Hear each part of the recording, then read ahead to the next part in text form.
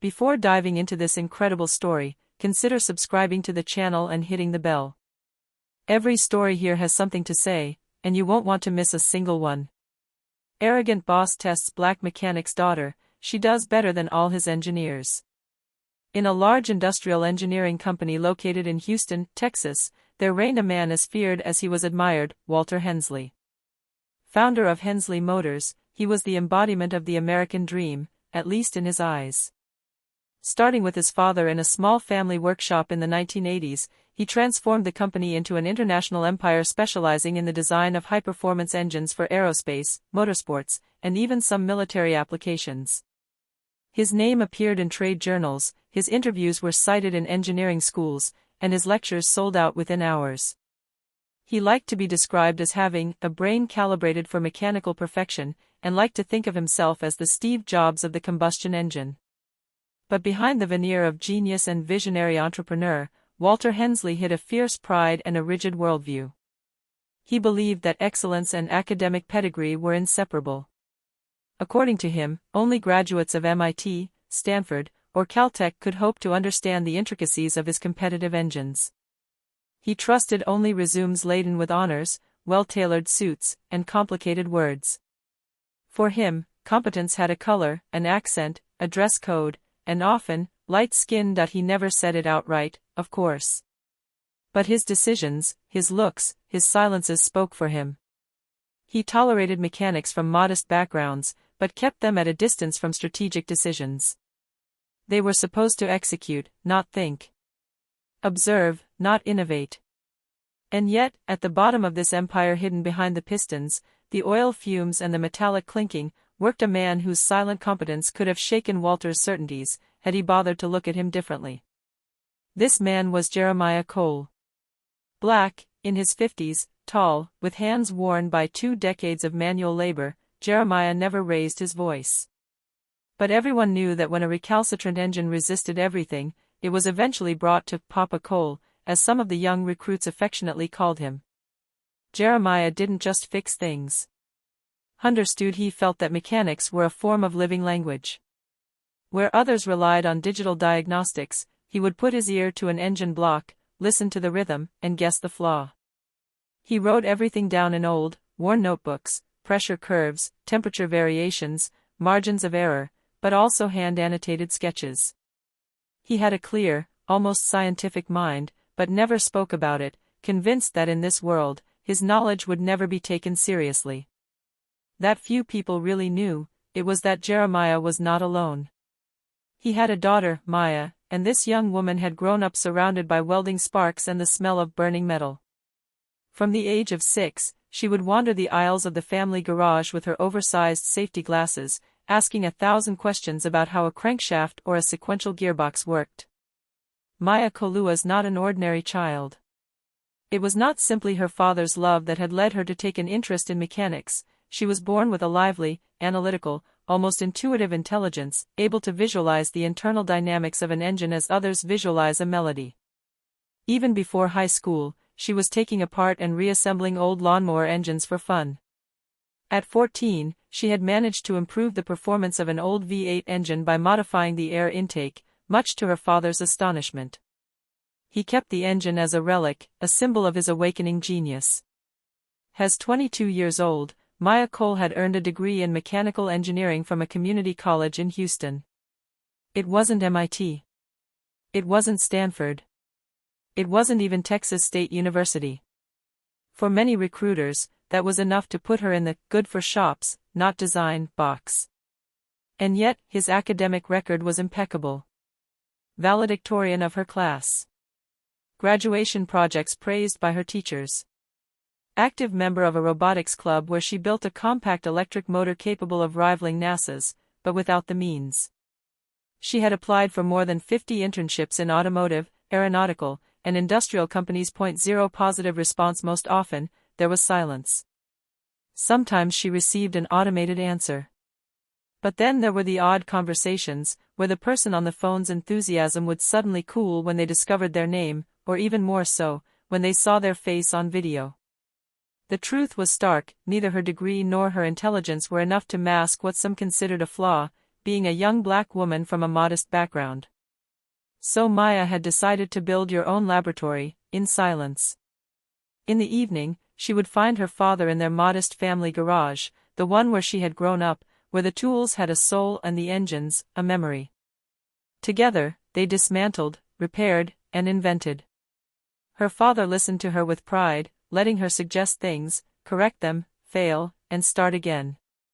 Maya would freehand sketch the detailed layout of a rotary turbocharger or a recirculating cooling system. She could identify engine anomalies simply by listening to it run for a few seconds.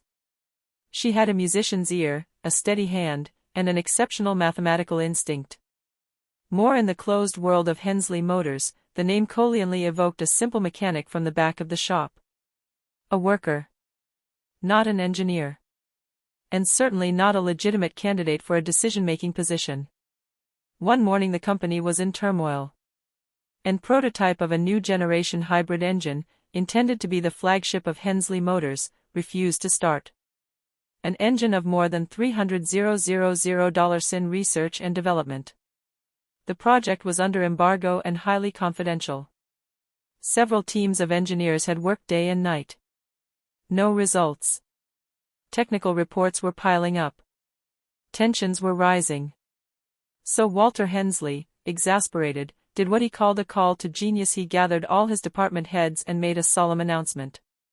Whoever solves this problem will receive an immediate promotion and a six-figure bonus. This engine is our future. And I will not tolerate failure. In the shadows, Jeremiah Cole listened. He knew engines well, even the so-called revolutionary ones. He had seen dozens of them break down due to a simple error in logic or a human oversight. He came home that evening with a worried face. Maya, busy working on an old gearbox, looked up. "Dad? Is everything okay?" He sat down slowly, looking hesitant. "There's an engine at work. No one understands what's wrong.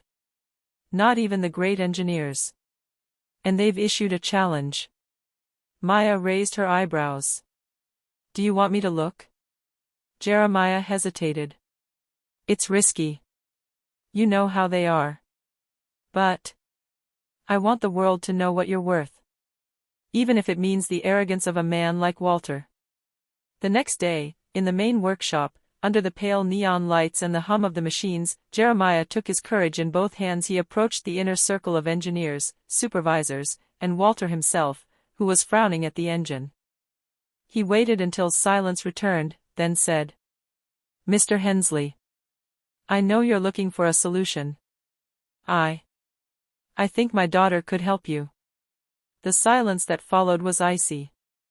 All eyes turned towards him. Walter turned slowly, a smirk on his face, almost amused. "Your daughter?" he repeated. "A garage mechanic?" He sneered. "Very well. Bring her tomorrow. It'll give us a bit of a laugh." The tone was condescending, almost cruel. But Jeremiah, his fists clenched, said nothing. He nodded with dignity. He knew. He knew what Maya was going to do. The next morning, Maya Cole walks through the large doors of Hensley Motors' main workshop, under the wary gaze of employees already gathered around the faulty engine. She wore agri overalls, slightly worn, with some grease marks on the knees, a functional outfit, not designed to impress. Its hair neatly tied up revealed a calm, concentrated face. His gaze was as sharp as a honed blade, without an ounce of hesitation. She knew why she was there. More them, they saw it differently. The engineers in white coats, proud holders of prestigious degrees, watched him with a mixture of disdain, incomprehension, and discreet mockery. One of them whispered to his colleague, "Is she the famous mechanic's daughter?" "Seriously?" Another sneered. "I hope she knows how to do something other than change oil filters." Walter Hensley stepped forward, still theatrical. He crossed his arms, dominating the stage like a stage manager. "This is our guest today," he said ironically. "The engine in front of you, miss, is a prototype hybrid fusion on which me best elements have broken their teeth. If, by some miracle, you find the fault, I'll hire you. But between us, I doubt you even know where to start. A few laughs erupted. Maya remained impassive. She didn't answer. She had nothing to prove with words. She approached the engine, without fear, without hesitation. She reached out, placed 2 fingers on the block as if she were sensing the temperature, the residual energy. Then she closed his eyes for a few seconds, breathing deeply, like a musician before the first note. Then she opened her eyes, and there, her gaze had changed. More analytical. Precise. She leaned down, walked around the device, examined every wiring, every sensor, every retaining screw. Silence in the workshop. Then she whispered, in a low voice, almost for herself. You modified the injection system to increase the inlet pressure, but you forgot to recalibrate the electronic compression regulator. The system cannot handle the increase. It protects itself by shutting down. One of the engineers frowned. It's impossible, we checked this parameter. But Maya wasn't listening. She had already gotten to work, calm. Fast. Confident. She grabbed the tools as if she had put them down the day before. She manually reprogrammed the regulator by accessing the internal panel, deactivated a hidden safety feature, then reconnected the cables according to a diagram she scribbled in chalk on the floor, a fluid, clear, inventive plan. One of the engineers approached discreetly, observing the diagram. Wait, she bypassed the main module without going through the thermal decoder? That's brilliant. Less than 20 minutes later, Maya adjusted the last screw, stepped back, then pressed the start button. The engine coughed once, then began to roar. A deep, perfect, controlled rumble. A pure sound, harmonious, like a heart rediscovered. A complete silence fell over the workshop. The laughter was gone. All that remained were frozen faces. Puzzled looks. And Walter Hensley, arms dangling, mouth half open, unable to utter a single word. His engineers approached slowly, as if hypnotized. One of them, still incredulous, murmured. How did you do it? Maya looked at him calmly. Her tone was gentle, but firm. I listened. And looked at what you didn't see. Walter Hensley, usually so sure of himself, so quick to dominate every exchange, stood there, frozen, his cheeks flushed with a mixture of anger, embarrassment and forced admiration. His gaze shifted from the roaring engine to Maya, as if he was having trouble comprehending what he had just seen. The evidence was there, glaring, a young woman, without a prestigious diploma, without a high-sounding title, without a suit, had just solved a problem that had eluded its elite engineers. After a few seconds of tense silence, he regained his composure and declared, in a more serious tone than usual. You start Monday. Assistant Chief Engineer. He probably believed this offer would be received as a victory. A gesture of generosity. A form of consecration. But Maya didn't bat an eyelid. She calmly looked up at him, her gaze straight, without arrogance or aggression. She answered each word in a calm but firm voice. Weighed as a verdict.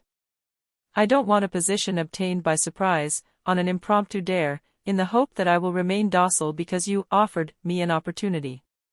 She took a step forward. I want a fair contract. A real one. With clear terms, a career plan, and the respect that comes with my skills. Walter opened his mouth, ready to argue, but she beat him to it. And above all, I want my father, Jeremiah Cole, who worked here for more than 20 years without ever asking for anything other than to be able to do his job in peace, or finally recognized for what he is, a master mechanic. Not just an anonymous worker. The silence was even heavier than before. The engineers looked at each other. Some were visibly moved. Others were uncomfortable.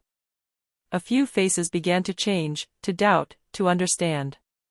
Jeremiah, who had remained in the background throughout the scene, said nothing. But his eyes shone.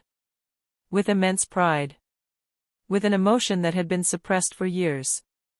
It was his daughter who was speaking, yes, but she also carried all her years of invisibility, of silent efforts, of knowledge never recognized.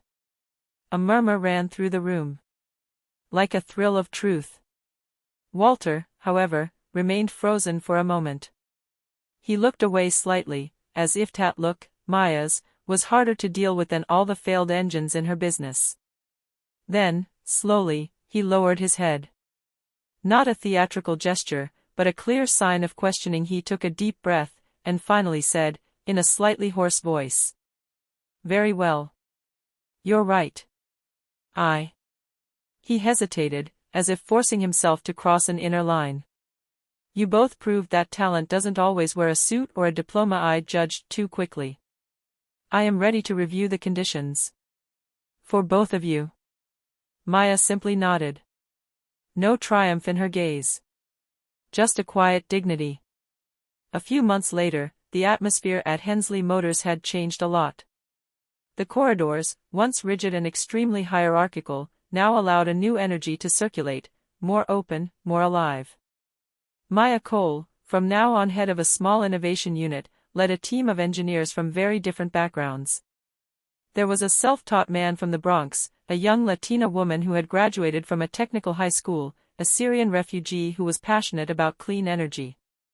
Each had their own particularity, their own story, but everyone looked at Maya with respect, not only for his raw talent, but for his ability to listen, explain, encourage. She was not just a brilliant engineer, she had become a model. Every Friday, she organized sessions where each team member presented an idea, no matter how crazy. She never dismissed a suggestion without further ado. She insisted that young interns attend technical meetings, even if they only had a high school diploma. His office was not locked, she had nothing to protect, because she shared everything. As for Jeremiah, he had finally been emerged from the shadows. Appointed internal technical trainer, he now trained new recruits, including some young engineers fresh out of prestigious universities. And all of them, without exception, were fascinated by his way of speaking engines like others speak an ancient language. He never boasted. But those who listened to him quickly understood that he was not just a mechanic, he was a craftsman, a thinker, a transmitter of knowledge. And even Walter Hensley, although he retained his pride and his posture as a captain of industry, had visibly evolved. He sometimes made a surprise visit to the workshops, shook the technicians' hands, and above all, he had opened the recruitment processes to new profiles, without now requiring the famous gold list of elite universities. He often spoke about Maya in interviews, not to glorify himself, but as an example of a turning point in his company's culture. Once he told a journalist, "She taught me that a good engine can be born from a good mind, no matter where it comes from." One evening, in the old family garage, once again a haven of peace and memories, Maya and Jeremiah were sitting on two wooden stools, around an old engine that they had refurbished together, just for fun. The light was soft. The tools were put away. The silence was not heavy, he comforted. Maya looked up from her notes and looked at her father. "You know, you taught me everything. That engine over there, which I repaired at Hensley's, that was also your work. Without you, I would never have understood what I was listening to." Jeremiah smiled slowly. He placed a large, rough hand on his daughter's shoulder. "No, my daughter. What I gave you were keys, but you were the one who opened the doors." He paused, his gaze distant. "You went further than me. You spoke where I remained silent for years. You dared to claim your place, and mine." He looked at her tenderly. "And that's it, the real victory." Maya looked down, tears welling up in her eyes. She was no longer the mechanic's daughter. She had become the heiress of knowledge, of a struggle, and of a dignity transmitted without a word. In the light hum of an engine they had just restarted together, one could almost have heard the discreet song of two generations who had finally made themselves heard.